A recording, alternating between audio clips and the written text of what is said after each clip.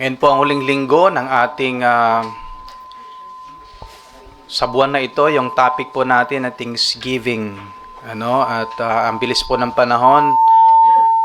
Next Sunday po, next month, we look forward sa ating pong celebration naman ng Christmas. Yung pong 4 na linggo from first Sunday hanggang fourth Sunday ay tinatawag po yung Advent Sundays. So, yan po yung traditionally ay ginagawa po ng mga Kristiyano sa Christian calendar. Sinusunod po yan at may mga ibang churches po na hindi po nila sinusunod po yan. But tayo ay kinikilala natin yung itong traditional na practice ho na ito, ginagawa natin na meron pong Advent, Advent Sundays, 4 Sundays before Christmas. Yan po ang ginagawa po natin. Salamat po sa Panginoon na tayo ay narito ngayong araw po na ito at alam ko na ang inyo pong purpose kung bakit kayo narito ay purihin ang Diyos. Di ba? At kayo po ay pakinggan niya ang kanyang salita, ninyo ang kanyang salita, hindi lamang tayo ay magbigay ng papuri, ng pasasalamat, higit sa lahat po ay tayo rin po ay makareceive ng paalala ng Panginoon. Tayo po ay matuto mula sa kanyang banal na salita. Tayo po ay maiisa pamuhay po natin ang lahat po ng ating matutunan. So sa tuwing lumapit po tayo sa Panginoon, ay hindi lamang para magbigay tayo ng pasasalamat, but tayo din po ay makatanggap ng espiritual na pagpapala. So at hindi lamang po na tayo ay lumapit sa Panginoon para makatanggap ng mga espiritual na pagpapala, tayo lumapit sa Diyos para tayo ay mapaglingkuran po natin siya sa lahat po ng bagay na pinagkaloob niya sa atin na pwede natin gamitin sa ating paglilingkod sa Diyos, ay gamitin po natin para siya po ay patuloy na maluwalhati. Yung pong passage na binasa natin kanina, particular po ng verse 16, ng binasa natin kanina ay pang 3 beses na po natin narinig sa prayer meeting. At hanggang ngayong Sunday ito, ay ito po yung pang-4. So, naalala nyo ba yung mga message sa prayer meeting? Baka yun na lang po siguro. Kakain na lang tayo after. Okay, salamat sa Panginoon na kahit paulit-ulit po nating pinag-aaralan yung isang verse. Ang salita ng Diyos ay meron siyang inire-reveal na panibagong mensahe sa atin. The same context lamang po ito sapagkat hindi naman nagbabago yung context sa Thessalonica. So yung context po nila noon, hindi po mababago yan, ganun pa rin. Pero sa tuwing pinag-aaralan ho natin, yung pong mensahe ng Panginoon, mayroon po siyang laging inire-reveal. Yung personal revelation sa akin bilang lingkod ng Diyos at ibabahagi ko sa inyo bilang messenger ng Panginoon sa inyo ngayong araw na to ay galing sa Panginoon po yan, but the same context but sometimes different yung pangungusap ng Panginoon sa specific needs sa ating pong panahon ngayon. Kaya napaganda po at alamin po natin ang mga context sa ating pong mga pinag-aaralan.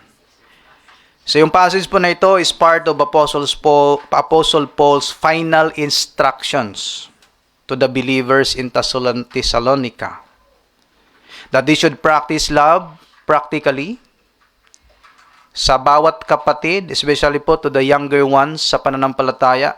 Practice po daw yung love.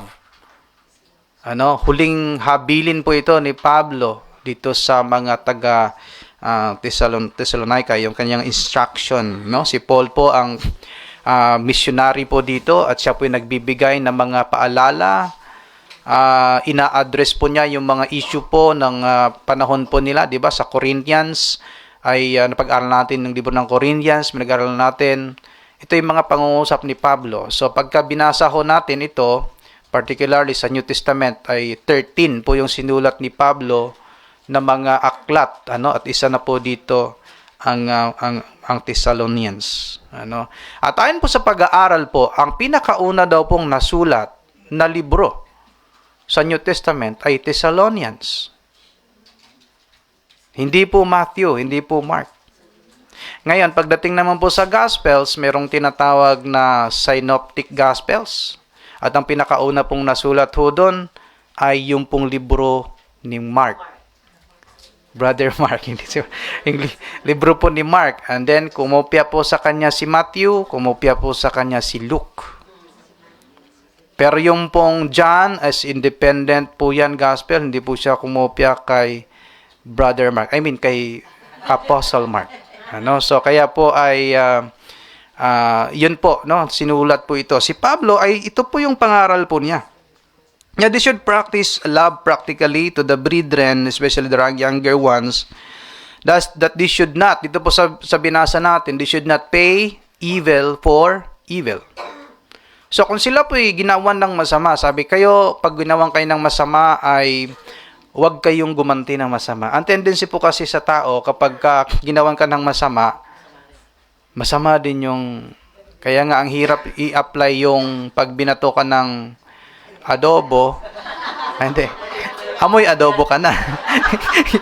Pag binato ka ng bato, ay ibabalik mo po ay tinapay. May palaman pa. Dapat may palaman, no? Kailang ang palaman, bato rin. Hindi matigas. So, parang parusa din sa kumakain. So, yung sabihin no ay, do not pay. Sabi niya dito sa verse 15 siguro. Tingnan natin, ha? Sabi po niya na, do not pay evil for evil. Magana to. Ayan. Okay, so mamaya itong make sure that nobody pays back wrong for wrong. And always try to be kind to each other and to everyone else. So, sikapin po ninyo na wala pong sino man sa inyo ang gagawa ng masama sa masama. Bagkos kayo ay maging mabuti sa bawat isa. So, gawan mo ng kabutihan, ano? Alam ko pong mahirap gawin ito, lalo na pagka hindi pa natin isinusuko talaga yung ating pong sarili sa Diyos. Bakit po? Yung pride pa rin po yung nangunguna sa atin. Ang hirap pong magpakumbaba kapag mayroon pong pride. Pero sabi ni Pablo, wag mong gawin po ito. Pagka ginawan ka ng masama, mabuti ang ibabalik. At ito pa, sabi niya, be joyful. Imbis na gumanti ka, be joyful. Ang hirap maging joyful pagka ginawan ka ng masama. Ano? Ay, joyful ako, thank you. Ginawan mo ako. No? Mahirap po yun. Pero ito yung sinasabi ni Pablo. Ibig sabihin, pwedeng gawin ho natin. Pwede pong gawin, pwedeng mangyari na kahit ginawan tayo ng masama, ay pwedeng tayo pa rin po ay magkaroon ng joy sa ating puso. Even though the people did something wrong sa buhay natin, meron pa rin pong joy na lalabas sa puso ho natin. Ang sabi niya, give thanks, o bago po dyan, sabi niya, pray continually. Maganda po, pray continually. Kailangan mag-pray kasi kung hirap kang gawin yung mabuti, kailangan talaga mag-pray. Para po ay makagawa ka ng mabuti. Gagantihan mo ng mabuti yung masama. And then, give thanks in all circumstances. Sapagkat yan daw po ay kalooban po ng Diyos sa buhay po natin. So, sabi po dito, no, sa particular po nilang context ay they have to be joyful always and prayerful always. And most importantly, they have to rejoice always and give thanks in all circumstances. Sa panahon po nila yon, bilang mga Kristiyano po ng mga panahon na yon, at kahit po sa panahon natin ngayon. Imbes na sila po ay maggantihan, sila po ay suportahan nilang bawat isa at mag-aalagaan po sila to care for one another as a family. Bilang pamilya po itong pang-uusap ni Pablo. Kayo isang pamilya ng Diyos at kayo ay dapat magtulungan. So tayo po dito sa Minami Urawa, isang pamilya po tayo ng Diyos. So sa isang pamilya ng Diyos ay mayroon pong kung minsan di nagkakaunawaan sa pamilya. But at the end of the day po mga kapatid, this is good news. Pamilya pa rin tayo. Amen? Hindi man tayo po nagkakaunawaan sa lahat ng pagkakataon. Merong gusto ng isa, ayaw ng isa. Pero at the end of the day, we are family in the Lord Jesus Christ. And our goal is to worship God, to lift up His name, to serve Him with the talents that He has given to us. Gamitin po natin yung mga ito. Sabi po si David po, sabi niya, 7 times a day I praise you for your righteous laws. 7 times a day. Tayo po, ilang beses kaya tayo po ay nagpupuri sa Diyos, nagpapasalamat. Papasalamat ka lang kaya tayo kung bago kumain. O minsan nakakalimutan pa. Ilang beses po tayo nagpapasalamat. Sa bawat hakbang ba natin, kung mayroon tayong 10,000 steps a day, 10,000 times din tayong nagpapasalamat. Or kung magulat lamang tayo, ano bang lalabas sa ating bibig pag nagulat tayo? Pasasalamat o mayroong iba? Alam niyo yon? Oh. May lalabas. Ano? Dapat pasasalamat. Ano? Dapat i-practice ho natin yung pasasalamat po ang lalabas. Thank you, Lord. Oh, nadapa ako. Ibig sabihin, nagising ako sa katotohanan na dapat ay tingnan yung aking mga hakbang para hindi ako madapa. So 7 times sabi niya, I meditate, I worship, I praise you for your righteous laws. Siguro maraming pagkakataon sabi natin, Lord, I praise you today for allowing me to be in this place with my brethren worshiping you together in spirit and in truth. Thank you, Lord, that you allowed me to be here. Nakasuot ako ng panglamig. Salamat po, Panginoon, na ako ay malakas. Nung isang araw ay mahina ang aking pangangatawan, but today ako po ay iyong pinalakas. At nang ako ay makapagsasamba sa iyo. Bilangin niyo po siguro lahat po ng positive things. Siguro hindi lang 7 times. Siguro hindi lang po 7 times, hindi lang po 10 times ang ating pong pwedeng ipagpasalamat sa Diyos. Sapagkat napakabuti po ng Diyos sa buhay natin. Bawat sandali ng buhay natin, pagkilos ng Panginoon, nararanasan natin ang kanyang paggabay, nararanasan natin ang kanyang pag-ibig, ang kanyang kalinga, ang kanyang probisyon, ang kanyang kagalingan. Lahat po ng ito ay galing sa Panginoon. Hindi dahil tayo po ay malakas, kundi dahil siya ay malakas. Hindi po dahil tayo magaling, kundi siya po ay magaling. Hindi po dahil tayo po ay may kakayanan, kundi siya po ay merong kakayanan. Kaya po niyang gawin lahat ng bagay sa buhay natin. So, lagi po natin ibabalik sa Panginoon lahat. Meron pong mga kilala po na mga personalidad sa Bible na nagpapasalamat po sila sa Panginoon. Doon po si King David. David gave thanks to the Lord after winning his battles against his enemies. So, alam po natin yung kanyang buhay po na lagi po siyang nasa labanan. Lagi po siyang nasa gera. Marami pong mga kumukontra sa kanya ng mga panahon na yon, mga ibang tribo, ibang bansa ng mga panahon na yon. But si David po ay lagi po siya nagpapasalamat sa Diyos. At kahit po sa mga pagkakataon na siya po ay hindi nananalo, ay siya pa rin po ay lumalapit sa Diyos at nananalangin. Kahit po sa panahon na siya ay natukso at nagkasala, siya pa rin po ay lumapit sa Diyos at nananalangin. Sa Psalm 51, nababasa po natin yung kanya pong pananalangin sa Diyos na siya po ay linisin mula sa kanyang pagkakasala. Andiyan po si Hana, na si Hana po'y baog. Siya po ay humihingi ng anak sa Diyos, pero matagal pong panahon bago pinagkalooban. At siya po'y nananalangin po sa altar, at ang kanya pong bibig ay kumikibot-kibot at hindi po lumalabas yung kaniyang boses. At siya po'y napagkamalang lasing. Huwag kang maglalasing, sabi po ni Pres ni Eli. Pero po, ang sabi po niya, hindi po ako naglalasing, hindi po ako umiinom ni anumang alak. Ang iniinom ko lang po, utsa. Hindi ako umiinom ng anumang bagay na nakakalasing. Ako'y nananalangin sa Diyos. At nung pinagkaloob ng Diyos sa kanya ang kanyang hinihiling, siya po'y nagpupuri sa Diyos. Inoffer po niya itong sanggol na ito sa Panginoon. Sabi niya, Panginoon, i-offer ko to sapagkat ito'y galing sa iyo. At siya po'y maglilingkod sa iyo sa lahat ng pagkakataon. At yung pangalan po ng batang ito ay si Samuel. Ang galing nyo sa Bible, Bible survey. So, ano pa? Nandyan po si Miriam. Nung sila po'y tapos po nilang nalagpasan at sila po'y nakapaglakad sa lupa sa gitna ng dagat. Sa lupa sa gitna ng dagat, sapagkat hinati ng Panginoon ang karagatan para sila po'y makaalis. At sila po'y nagbuburit, gumuha po siya ng tamborin. May tamborin ba tayo dito?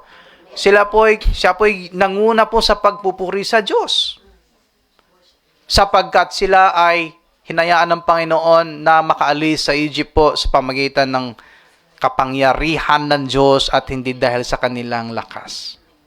Ang hirap po nilang maglakbay noon sapagkat dala-dala nila yung mga sanggol, akay-akay nila yung mga bata, wala pang stroller noon. Akay-akay nila yung mga alagang hayop, wala pang mga truck na pwedeng ikarga yung mga baka. Lahat po na yan, ang hirap po nilang tumakbo, kaya po ang Panginoon po ang gumawa ng paraan para ho sila ay makatakas ho doon. Alam po natin yung kwento na ang Diyos ang siyang tumulong, hinati po niya yung dagat at sila po ay nakaalis po doon. Andito po si Sister Elizabeth. Si Elizabeth na pinsan ni Maria. Malapit na sa Christmas po, no? Malapit nating So, malapit nating alalahanin po ito. Yung Elizabeth po, siya po yung nanay ni John. At si John po, pinsan din ni Jesus. At si John po ang nagbautismo. Mamaya may quiz tayo ha.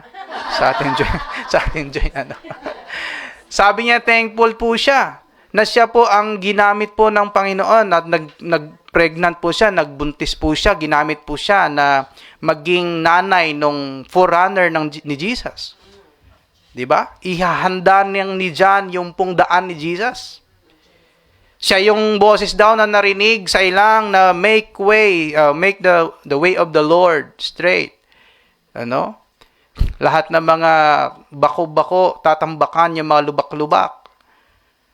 So, siya yung boses po sa ilang na naghahanda sa daan ng Panginoon. At si Elizabeth po na isang baog, na matanda na po siya, at ang kanyang asawa po hindi naniniwala na magbubuntis pa ang kanyang asawa, at naging hindi na po siya makapagsalita dahil hindi siya naniniwala. So, 9 months po, after ng pinanganak, saka lang siya nakapagsalita ulit. 9 months po siyang di makapagsasalita. Nagsa-sign language lang po siya. Siguro tulad ko, pag hindi naintindihan dun pagka bumibili ako ng kasama sign language. So, tinanong po siya, anong pangalan nito, yung anak? So, kumuha daw ng papel, sinulat, at ang pangalan po niyan ay si John, ang pinangalan sa kanila. Si Mary, the mother of Jesus, ay ginamit siya ng Panginoon. Nagpasalamat din po siya. After po niyang ma-realize siya po'y pregnant at pinanganak po niya ang Panginoong Hesus, siya po'y pinili ng Diyos na maging mother ng Panginoong Hesus sa kanyang katawang lupa. Hindi po siya mother of God, na noon pa man siya ay Diyos. Siya po'y mother of Jesus in His earthly body. Mother of the Lord Jesus Christ in His earthly nature, human nature. Sapagkat kailangan pong ipanganak ang Diyos, ang anak ng tao, magkatawang tao, para sa ikaliligtas ng lahat ng tao. Amazing po ang plano ng Panginoon. Si Pablo po, maraming beses po siya nagpapasalamat, even sa kanyang, yung tinatawag na thorn of the flesh. Meron siyang tinik sa laman. Yung nagpapasalamat po siya. Ilang beses po siyang nahirapan sa kanyang mga missionary journeys. Lumubog po yung barko na sinasakyan niya, nakagat siya ng ahas. Nagpasalamat siya doon sa isla na kung saan siya nandoon, nakagat siya ng ahas. Pero yung isla na yon, maraming naging Kristiyano dahil si Pablo po'y nandun. Na-stranded sila doon, lumubog yung barko. Yan pong isla na yan ay Malta. So, nagbebiyahe po sila. Hindi nakinig kay Pablo yung mga kapitan ng barko na wag na munang maglayag. Hindi nila sinunod. At lumubog na sila. But, kahit pa mas sa ganon, ay ginamit ng Panginoon yon at siya nagpapasalamat sa pangyayaring iyon. Siya ay nakulong, pero dahil nakulong siya, naging Kristiyano po yung mga warden. Naging Kristiyano po yung mga nandun dahil nakakulong si Pablo. Ito yung challenge po sa atin mga kapatid. Nandito tayo sa Japan, magiging Kristiyano kaya ang mga Japanese dahil andito tayo. Hininaan ko na lang eh. It's really a great challenge para sa atin. A big challenge para sa atin. Magiging Kristiyano kaya sila dahil nandito po tayo mga Kristiyano. Si Pablo po, nakulong siya. Pero kahit yung pong chief of the guard ng kulungan ay naging Kristiyano dahil si Pablo nakakulong. Dahil tayo nandito sa Japan, nagkakaroon kaya ng impact yung buhay po natin. That would be another topic, but focus tayo sa pasasalamat. So, we have to count. Paano tayo makapagsalamat sa Panginoon? If bibilangin po natin yung mga blessing natin, we have to count our blessings every day and thank God. Pasalamatan po natin ang Panginoon for what He has done sa buhay natin. Kung bibilangin po natin ilang beses kaya yon, ilang blessings kaya yon. So, yung blessings po dito, nilagyan ko ng konting paliwanag, pero hindi lang po yan, no? Hindi lang limited sa ganyan. Yung blessing po natin, pwedeng tao, pwedeng pangyayari. Ano ba yung sa, Pinohenyo? Tao, bagay, pangyayari. Ayop, pagkain. So, ibig sabihin po, lahat po ng bagay niyan, karanasan, trials, even challenges, ay pagpapala sa Diyos, ng Diyos sa atin. Experience, kahit sickness. Even sickness ay maaaring gamitin ng Diyos na pagpapala. Kasi po kung malakas tayo, baka kung saan tayo nakakarating. Kung tayo po ay walang sakit, baka hindi tayo mananalangin. Marami nga po, nananalangin lang pag may sakit. Pag walang sakit, okay naman ang panahon, malakas naman ang katawan, okay lang, hala. Dire-diretso lang. Pag may sakit na, sabihin, Lord, pagalingin mo ako. At sinabi pa sa mga kapatid, pag-pray nyo nga ako, bakit? May sakit ako. Bakit? Anong ginawa mo? Kung minsan sa ating mga sarili pong hindi pag-iingat sa ating sarili. But hindi po po lahat na ganon. Talaga ang sakit dumarating. Kahit po tayo nag-iingat, ang sakit po dumarating. Talagang wala pong exempted. Sino po sa atin dito na hindi pa nagkasakit kailanman? Wala po. Lahat po tayo ay dumanas na po ng sakit. Ako ngayon sinisipon na dahil siguro sa lamig. So lahat ng itong bagay na ito ay blessing kasi po ginagamit ng Diyos po yan na tayo ay mas malapit pa sa Kanya, makalapit pa sa Kanya. Pero niya po, mayroon pong isang kwento na itong taong ito ay part po siya ng parang lifeguard, no, na taga-save po siya doon sa barko na may mga pampasahero ng barko, passenger ship. So, lumubog po yung barko, siya po ay nandun, tumalon po siya kasi sinave po niya yung 17 na passengers na malulunod na.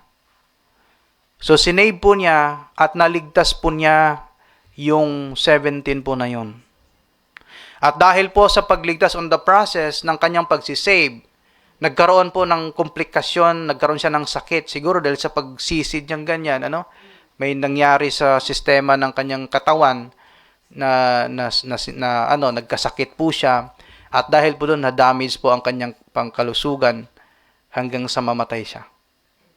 Pero doon po sa kanyang funeral, hindi man lang siya naalala po ng 17 na kanyang niligtas. Ano kaya maramdaman po ng ating Panginoong Hesus? Ilan yung kanyang niligtas? Billions. Na niligtas ng Panginoong Hesus sa kanyang buhay, kanyang kamatayan, kanyang muling pagkabuhay. Niligtas niya billions of people. Kahit yung hindi pa pinanganak ngayon, ay kasama na po yun sa kaligtasan na ibinigay ng Panginoong Hesus. Paano kayang maramdaman niya kung iilan lang ang yung nagpapasalamat? hindi natin siya naaalala? Malungkot po ng kwento. At yan po ay sometimes katotohanan sa maraming tao. Hindi nila nakikita yung ginawa ng Panginoon sa kanilang buhay. Bagos yung tinitingnan po nila yung pong mga hindi magandang nangyayari sa buhay nila na kung saan sometimes sinisipan nila ang Diyos na nangyari sa kanila yon. Imbes na titignan po natin yung mabuting bagay na nangyari sa buhay natin at titignan natin yung kamay ng Diyos na kumikilos sa buhay natin behind the scene at makita pa rin natin yung kabutihan, ang nakakakita po natin yung pong mga negative na nangyayari sa buhay natin at hindi tayo nakapagpasalamat sa Diyos. Hanapin po natin lagi na tayo po yung makapagpasalamat sa ating Panginoon. We have to count our blessings so that we can give God our praises and thanksgiving. So, anong significance? Ano pong significance of counting our blessings? Number 1, it makes us even more thankful to God. Kapag tayo po ay nagpapasalamat sa Panginoon, the more we are thankful, the more we are, or the more thankful we become. The more we are thankful, the more thankful we become. Pag tayo pong lagi po nasa last Sunday, yung attitude of gratitude, yung ating pong topic, the more na mayroon tayong ugaling ganito, nagpapasalamat, the more tayong nagpapasalamat sa Panginoon. Kasama na po sa lifestyle natin, kasama na sa sistema ng buhay natin, na nagpapasalamat talaga sa Diyos. Kasi po, para bang kulang yung araw pag hindi tayo nagpapasalamat sa Panginoon? Amen. Naranasan nyo ba yon na parang hindi kayo nakapanalangin sa Diyos at naisip nyo parang may kulang? Kung hindi ba kayo nakakapag-attend ng service, ano pong naramdaman nyo? Ramdam nyo ba na parang kulang? O parang kung hindi nyo naramdaman na parang kulang, something is wrong.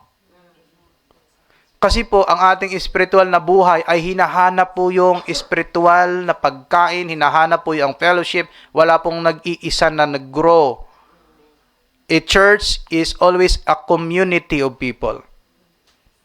The church of God, the body of Christ, is always a community of people. Hindi po yan isa.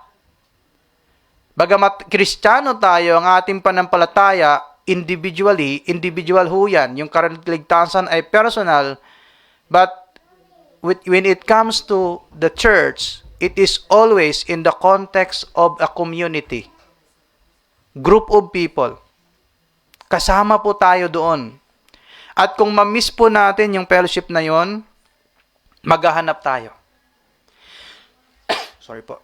Siguro except lamang kung mayroon pong mga pagkakataon talaga na hindi po naiwasan. May mga situation na talaga hindi ka talaga makapag-attend dahil po ay sa ganitong mga paraan, mga kandahilanan. Pero po, sikapin ho natin na tayo po'y makadalo at tayo po'y makapagpapasalamat sa Panginoon. The more we are thankful to the Lord, the more thankful we become. The more we see the good things that God has given to us, the more our hearts become joyful and thankful. Gratefulness beget thankfulness. We should always have a joyful and thankful heart sa buhay po natin. Sapagkat parang domino effects po ito eh. Parang domino siya, di ba? Na pag tinumba yung isa, sunod-sunod, kapag ang practice mo ay nagpapasalamat lagi pong ganun, lagi nang ganun. Hindi po bago sa'yo. Hindi po bago sa'yo ang sumamba. Hindi bago sa'yo ang kumanta. Kahit na hindi naman ganun ka-professional yung ating tinig. Pero kumakanta tayo sa banyo. So, tayo nagpupuri sa Panginoon. So, ibig sabihin po ay hindi bago sa atin ang magpuri sa Diyos. Hindi bago sa atin na yung Biblia ay binubuksan natin. At binabasa natin. Kung Biblia po natin ay naaalikabukan at hindi po yan nabubuksan, ngayon sabi, Pastor, digital na kasi yung panahon ngayon. Nasa cellphone na lahat. Sige, kung may tawag diyan, history, kung kailan ka pumunta dun sa app na yon. Kailan yung huling binuksan mo yung app ng Bible? Kung yun po ay matagal na, ilang taon na, ibig sabihin ay hindi ka nagbabasa ng Biblia.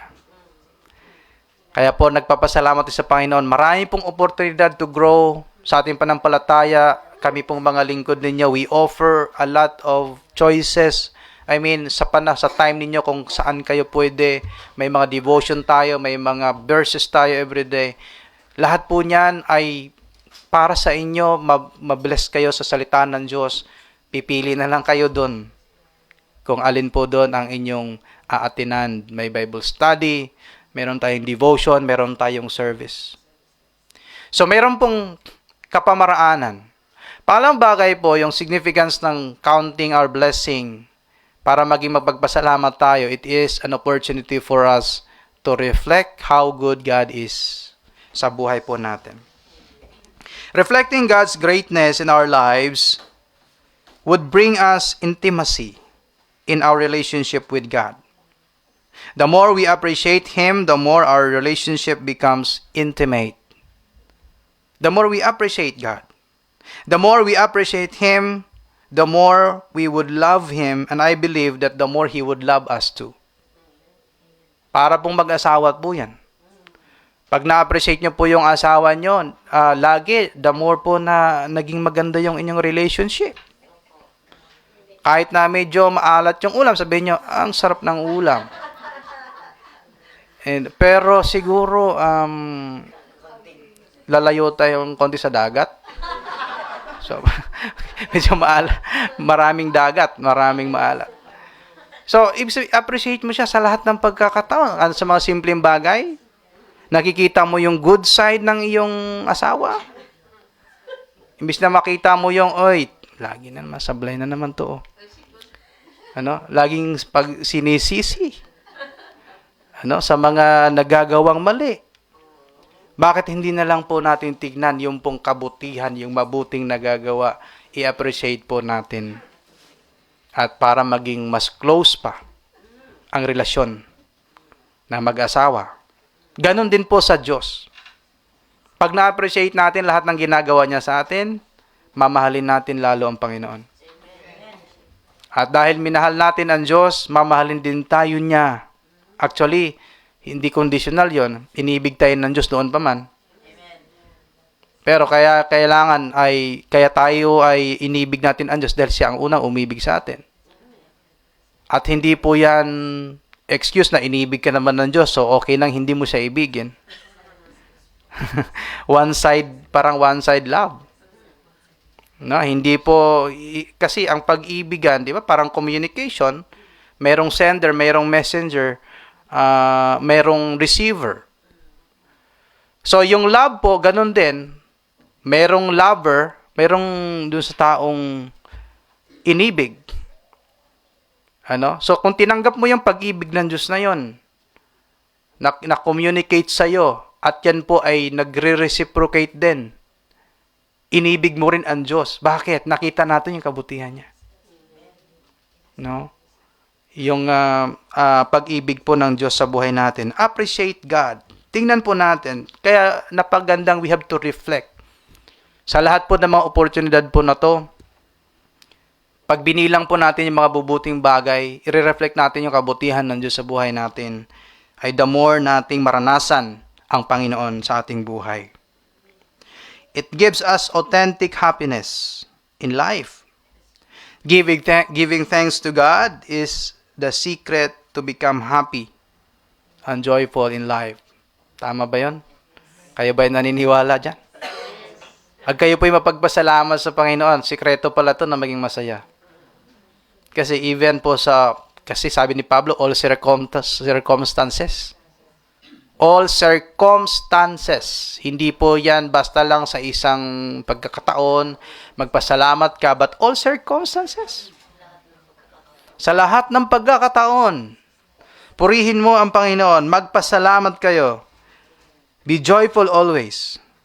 Give thanks in all circumstances, for this is God's will for you in Christ Jesus. So, if there is an authentic happiness, mayroon din pong fake happiness. So ano kaya yung fake happiness? Yung bang panandaliang saya? Yung bang nabili mo yung gusto mong bilhing relo, masaya ka, kinabukasan, nagasgasan, galit ka na. Pinupunas-punasan mo pa siya. Araw-araw. One day, nilaruan ng bata, nasira. Hindi sa amin yan. Wala kaming ganun rin. Oh. Nagalit ka na, hindi ka na masaya. That's temporary. Hindi po yan ang sinasabi po ng Panginoon dito. Yung be joyful always. Yung give thanks always in all circumstances. Magpasalamat ka para ikaw ay maging joyful always. In order to be joyful always, we have to give thanks always in all circumstances. Para maging joyful lagi, maging masaya ka lagi, magpasalamat ka lagi. Yun po yung sekreto. At yung taong pong hindi marunong magpasalamat, kahit na ano pang blessing na nasa buhay niya, hanapin pa rin niya yung wala talagang hinahanap po eh. Yung hanapin pa rin niya yung gusto pa niya na magkaroon siya. Lagi tayong may ganun. Lagi talaga tayong may hinahangad. Ay di ka sumasaya. Pero kung ikaw po yung mapagpasalamat sa Diyos, even sa mga maliliit na bagay, the more kang sumasaya. Eh, sabi ni Pablo, give thanks in all circumstances. Kahit na may karamdaman ka, Lord, thank you for this sickness. Kahit na problema ka sa salapi, Lord, thank you for this financial challenge. Thank you for this situation na hinayaan yung maranasan ko so that I can trust you more. I can pray. I will pray more. I will trust you more sapagkat ikaw ay Diyos na great provider. So the more ka lumalapit sa Panginoon, having a heart that is thankful to God gives happiness in the inner core of a person's life. Sa pinakailalim po yun, hindi po yung parang sa surface lamang. Hindi po nakadepende ito sa pangyayari. Yung joy, yung kagalakan po na galing sa Diyos ay hindi po nakadepende sa mga pangyayari sa paligid natin. Kahit po yung mga circumstances sa paligid natin ay hindi pabor sa atin, maraming ganon. Hindi lahat ng circumstances pabor sa iyo. Marami pa nga, hindi pabor sa iyo. Pero kaya po sabi ni Pablo, sa lahat ng pagkakataon, kahit hindi pabor sa iyo ang panahon, hindi man po patas ang sanlibutang ito. Hindi man po patas ang mga pangyayari. Pero ang Diyos po natin na pinaglilingkuran ay patas na Diyos. And that is enough to be thankful sa Panginoon. Sapagkat siya po ang Diyos na patas sa lahat ng pagkakataon. Not only God will give us happiness, or will give us happiness to a thankful person, but also joy. Joy is something not dependent on the circumstances around us. It is a gift of God, of those or for those who always thank Him. Sa lahat ng papasalamat. So ano pong dapat gawin? We have to seek for an authentic happiness and joy that comes from the Lord only. It is He who can truly provide us this joy, yung saya, yung kagalakan na ito. Hindi po natin na ito nakukuha dahil nakabili tayo ng bagong sasakyan. Yan po ay panandalian lamang. Ilang years from now ay maluluma na yan. Meron pong bagong na-imbento po si Elon Musk na yung cellphone po na ito daw po yung magbi-break sa record ng iPhone. Yung cellphone po na ito na medyo mura lang pero hindi nangangailangan na i-charge mo pa sa kuryente. Yung sunlight ang nagcha-charge. At marami pang mga features doon na napaganda. So gusto mong bilhin yan. Pero pagdating po ng isang dekada, bago naman, di ba? Yung iPhone po noon. Meron pong narinig na kwento, yung pong lumabas yung pinakaunang iPhone. Ano yung pinakauna? Yung 1? Hindi ko alam, hindi ko nasusundan yun eh. Ang nangyari po daw ay, para makabili siya. Meron bang 1? iPhone 1? Yan si Sister Wala. Four. Four una. Ayan. Talagang wala akong ganun eh. So, four. Para daw kasi sikat na sikat yung iPhone no eh. Talagang hanggang mga ngayon. Oo. So, para makabili siya noon, ay binenta po daw niya yung kanyang kabilang kidney. iPhone 4 po yun, ha? Ngayon, anong iPhone na? Ano nang ibebenta niya ngayon? So, imagine po, naluluma ang mga bagay na yan. That is panandaliang happiness. Temporary happiness lamang. Kaya hindi ho yan dapat ay mag-dwell sa ganun pong temporary. Kaya nga, we have to fix our eyes on what is eternal. Fix our eyes on Jesus. Sa mga eternal things, not on earthly, temporary things, but on eternal things that only God can provide for all of us. Sa lahat po na nagtitiwala. Sa lahat po ng sumasampalataya sa Panginoon. It shows higher levels of positive emotions and life satisfaction. Kung tayo nagbibilang po ng pagpapala at nagpapasalamat, ay tayo rin po nakabenefit nito. Merong positive emotions na nangyayari sa buhay natin, sa puso natin, at satisfied tayo. Satisfied tayo sa buhay natin. 'Di ba? Yung positive emotions sa negative situation. Positive emotion, positive ka even in the negative situation. Anong mangyayari? Yung kuryente, merong positive. Kailangan, yung negative, may positive. Pag pinagdugtong po yun, ang nangyari, gumagana. Kaya po umiilaw. Kasi po, yung magkasalubong na negative sa positive, electronics na yung ating topic kaya pag nagkasalubong po yung voltahe na yon, yung negative positive, kaya po umiilaw. Kaya po gumagana yung mga gitara. Yung refrigerator natin, kasi may positive negative, nag-spark po yun. At yun yung nag-create po ng something na hindi ko mapaliwanag. Yung mga electronic engineer ang kaya magpaliwanag niyan. Kaya po gumagana yung mga pyesa at gumagalaw, tumutunog. So sa buhay ho natin, sa negative situation, dapat positive tayo. Bakit? Para gagana. Alright?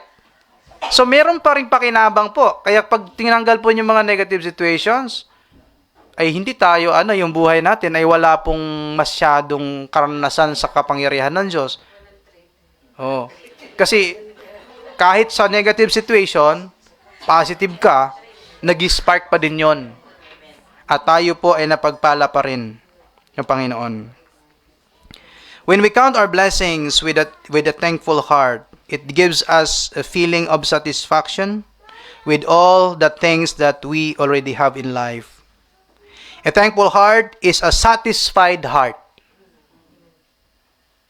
Kaya po siya mapagpasalamat sa Panginoon kasi po satisfied siya sa lahat po ng mga bagay na yan. So, when we are satisfied with the blessings of God, there would be no place for greediness or regret sa buhay po natin. So, kung yung pong mga hindi po nagpapasalamat sa Panginoon, hindi thankful, yun ba siguro ay hindi sila satisfied? Yung dissatisfaction in life ay mag-produce ng ungratefulness. Dissatisfaction in life will produce ungratefulness sa buhay natin. Kasi nga hindi tayo satisfied. Pero ilang bagay ba na kailangan magkaroon tayo para tayo masatisfied? Kinakailangan ba na tayo po ay laging malakas para satisfied tayo? Kinakailangan ba ng lahat ng panalangin natin ay ipagkaloob ng Diyos para satisfied tayo? Kinakailangan ba ng lahat ng nais nating gawin at bilhin ay magkaroon tayo para satisfied tayo? Never mangyayari yun. Kung mangyari man yon, dahil ikaw ay isang napakayaman, mabili mong lahat ng bagay. Pero alam nyo, yung mga bilyonaryo, may ibang problema din sila. Hindi pa rin sila satisfied sa buhay. Yung mga sakto lang yung pera, siguro ang problema lang nun, yung siguro yung mahal yung gulay, mga ganon. Yun lang yung problema. Pero yung iba po, mayroon silang utang sa bangko, central bank. Natatakot sila pag bumababa yung yen kasi po mamamatay yung business nila. Kasi international yung dollar kontra sa yen. Pag tumataas yung dollar kontra sa yen, ang kanilang import na ginamit nila dollar, si Brother Mark magaling dito sa business, sa computation. Konti na lang yung tubo nila, malulugi sila. Kaya po yung mga bansa, central bank, nagtatas sila ng interest rates para tataas yung value ng pera. At hindi sila malulugi sa mga import. So, yung mga bagay po na ito, nakarating tayo sa pera. So, kahit mabili man natin lahat ng bagay na yan, wala pa ring tunay na satisfaction. Kasi po, hindi ka mapagpasalamat sa Panginoon. So, ungratefulness ay bunga po ng dissatisfied heart. Pero kung tayo po'y mapagpasalamat sa Diyos, kahit konti lang na meron tayo, hindi man tayo perfect sa buhay na ito, ang dami nating mga kailangan pang gawin. Kailangan nating magtrabaho. Sabihin natin, nagkukumute tayo, napapagod tayo. Hindi tayo nagrereklamo. Bakit? Buti nga nakapaglalakad ka at na-exercise ka. Buti nga lumabas ka, naarawan ka, at maganda din yung naaarawan. Nagpapasalamat tayo even sa small things na ginagawa ng Diyos. Satisfied tayo. Bakit? Meron tayong pusong mapagpasalamat. Ang puso pong hindi mapagpasalamat sa Diyos, kahit natambakan mo yan ng anumang bagay, malungkot yang marami pa rin magsuicide. Bakit? Hindi pa rin satisfied. Pagka mainit ang panahon, sana umulan. Sana lumamig. Ngayon malamig. Kailangan mo nang mag-jacket sa labas. Hindi ka satisfied. Appreciate every season. Dito sa Japan, merong 4 seasons. So, meron pong taglamig, tag-init, taglagas, tagsibol. Tagalog na Tagalog, Pag-aral ako sa grade 1 ako, So, ibig sabihin ay kailangang magpasalamat tayo sa lahat ng bagay para tayo po'y mabigyan po ng tayo po'y maging satisfied sa buhay po natin ito. Being greedy is the result of being dissatisfied life. When we see that all things comes from God, and that in all things He is good, or He has good plans sa buhay po natin, it would produce true satisfaction sa puso natin. Alam natin na may plano ang Diyos Bakit? Di man tayo perfect, pero may plano ang Diyos. Di ba? Sa church nga lang natin po, ang dami we are not perfect. Pero, may plano ang Diyos. And if we are cooperative sa plano ng Diyos, makibahagi ho tayo sa plano ng Diyos, gagawa ng himala ang Diyos sa buhay natin.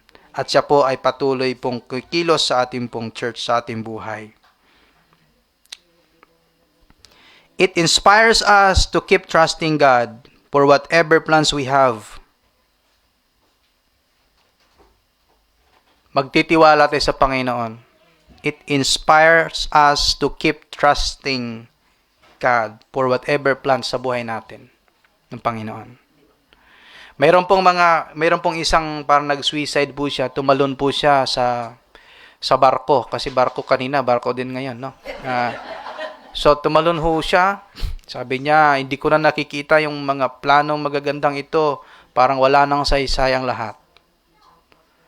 So, gusto ko nang tapusin ang aking buhay. Tumalon po siya. Ngayon, meron po doong diver din na nandun. Tumalon din po siya at sinagip po niya. Parang puro sagip tayo ngayon. At sabi niya, alam niyo, nung bagay na yun, ginamit pa ng Panginoon na maging thankful siya. Sabi niya, alam mo, gusto talang magpakamatay Pero winter pa lang, alamig pa lang ng tubig. Big, biglang na ayaw ko nang mamatay. Gusto ko nang umakit ulit sa barko. Ang lamig ng tubig ngayon. So, ibig sabihin, may mga situation ho na ginagamit ng Panginoon para ibalik tayo sa ating tamang pag-iisip. It inspires us to be thankful. At makita natin yung plano ng Panginoon. Minsan parang wala na tayo nakikitang hope. Parang ang dilim po ng kinabukasan. Diba? May nagsabi sa inyo, madilim ang kinabukasan nitong taong ito. Mayroong magsabing, wala kang mararating. Wala kang mararating kung nasa bahay ka lang. Ako may nagsabi sa akin ganun, pero I forgave him already. Walang mararating. Malakas yung hangin na napadpad tayo. Sa 42. Hindi pa 40. So far, dito sa Asia pa lang naman na napadpad ako sa Korea at napadpad sa Japan. Baka next year sa sa lugar ng mga Hamas sa Gaza. Okay. Wag naman. So, salamat sa Panginoon. So, because we are thankful, we do not need to worry about anything. Amen? As we trust God's will for us. Meron po siyang plano. Instead, we should be thankful that God has planned for us sa buhay po natin. At siya po ang ating papurihan. Panghuli po, it helps us become generous and helpful to others. A heart that is thankful would result into having compassion and care for others. Generosity comes from the satisfied and thankful heart. A heart that is thankful sees oneself full of blessings from God, and it wanted to share some to others. When we count our blessings with a thankful heart, it would make us generous toward others as well. So, kinakailangan po na bilangin na po natin, no? Bakit kinakailangan tayong magpasalamat sa Diyos? Why we should give thanks to God in all circumstances? For this is God's will for us in Christ Jesus. Yun pala yun eh. Bakit kailangan nating pasalamatan ng Diyos in all circumstances? Kalooban po ng Diyos. It is God's will for us in Christ Jesus. His will for us is for us to be joyful always. His will for us is to care for others, for one another. His will for us is to do good in response to evil, overcoming evil with good. Ang makapag-overcome lang po sa evil is good. Wala na pong iba. So, why not write down your blessing? Count your blessing. Write down sa isang papel. At siguro naman, mapagod kayo kakasulat. Ang dami pong blessing. So, dahil po every blessing nagpapasalamat ka, puro pasasalamat ang laman ng puso. Diba? Kaysa sa ang ilista natin yung, ito hindi nagbayad to. Last year. Itong taong ito, hindi na. Itong taong ito, may pa yan, last year pa yan. Sabi niya gano'n. Hindi ka talaga sasaya pag gano'n. Pero kung tingnan nyo po, lahat ng good things, isulat po natin, magpapasalamat. Ang bunga po niyan, nagpapasalamat tayo sa Panginoon.